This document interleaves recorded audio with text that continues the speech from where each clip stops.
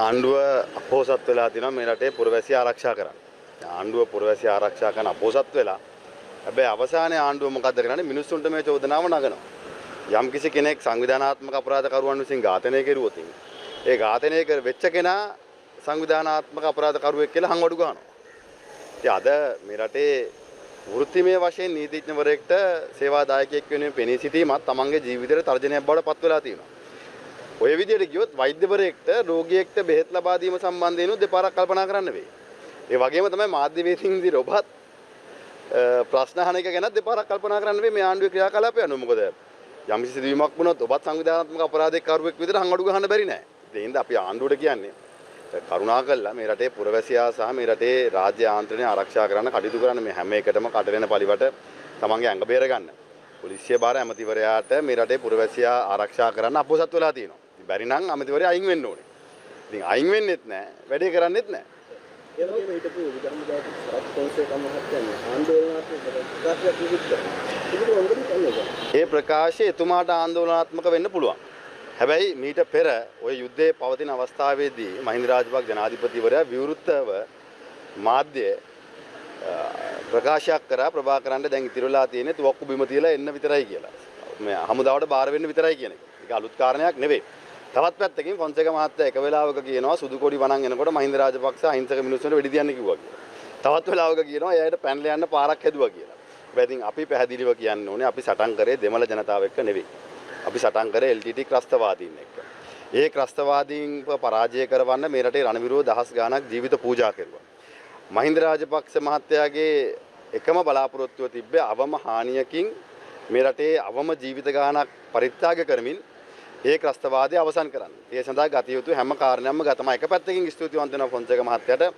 ඔය ඩයස්පෝරාව සහ මේ JVP ආණ්ඩුව සහ ඩයස්පෝරාව LTT ඩයස්පෝරාව කියන විදිහට මහින්ද රාජපක්ෂ ලේ පිපාසයෙන් ඉන්න මිනි මරන්න ආස කරන මහා දෙවන්ත මිනි මරුවෙක් නොවන බවට ෆොන්සේකා මහත්තයාද තහවුරු කරලා තියෙනවා. දැන් මහින්ද රාජපක්ෂ මහත්තයාගේ එකම බලාපොරොත්තුව තිබ්බේ වැඩිම ජීවිත ගාණක් නැති කරපු, ඝාතනය කරපු, දේපොළ විනාශ කරපු රාජ්‍ය නායකයෙක් බවට පත් වෙන්න නෙවෙයි.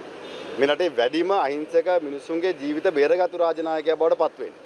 නිදහස ගෙනාපු නායකයෙක් බවට පත් වෙන්න. ලංකා ඉතිහාසයේ බස් ගිනි තියලා, ගෙවල් ගිනි තියලා, කාර්යාල ගිනි තියලා, තැපැල් කන්තරු ගිනි තියලා මහා සංඝරත්නයා ඝාතනය කරපු රාජ්‍ය නායකයෙක් නෙවෙයි. ඔවුන්ගේ ජීවිත ආරක්ෂා කරපු, හයිවේ හදපු, ගුවන්තොටුපළ හදපු රට ආසියාවේ එදා තිබිච්ච වේගයෙන්ම සංවර්ධන රට බවට පත් කරන නායකයෙක් බවට පත් වෙන්නේ. ඒ හින්දා පැහැදිලිවම මහින්ද රාජපක්ෂ ජනාධිපතිතුමාගේ ඉලක්කය තිබ්බේ මේ රටේ අවම ජීවිත හානියකින් නිදහස ලබා දෙන්න. ඉතින් ඒ අරමුණට එතුමා ගියා. අද ඔය හැමෝම පල්ටි ගහන්නේ මහින්ද රාජපක්ෂ මහත්තයා සහ රණවිරුව දිනලා දීපු නිදහස මත. ඒ වගේම දැන් මහා සංඝරත්නය කොල්ලට වැඩමද? හැබැයි ඒකේ මූලිකත්වයක් තියෙන රාජපක්ෂ නිකායේ කියලා තමයි මේ නීතිවල සාමාන්‍යයෙන් ආණ්ඩුවට සම්බන්ධ බොහෝ අයට මහා සංඝරත්නය පේන්නේ රාජපක්ෂ නිකාය කියලා.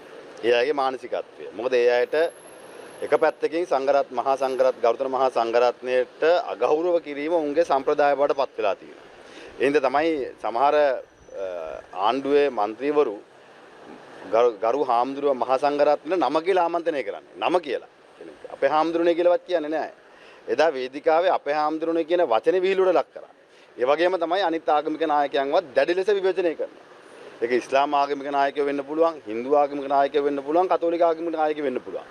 ආණ්ඩුවට පුදුම ප්‍රශ්නයක් තියෙන්නේ මේ ආගමික නායකයෝ එක්ක. ඉතින් අපි පැහැදිලිවම මේ රටේ සියලු ආගම් වල ගරුත්වය ආරක්ෂා කළ යුතුයි. ඒ වගේම තමයි මේ රට බෞද්ධ රටක්, හෙළ සංස්කෘතියෙන් ගොඩනැගිච්ච රටක්. ඒ බෞද්ධ සංස්කෘතිය සහ බෞද්ධ ආගම ආරක්ෂා වීම තුළ තමයි මේ රටේ අනිකුත් සියලුම ආගම් ආරක්ෂා වෙලා තියෙන්නේ. ඒක හංගන්න ඕනේ කාරණයක් නෙවෙයි. ඒක කියන්න බය වෙන්න ඕනෙත් නැහැ. මොකද ඒක ජාතිවාදය නෙවෙයි.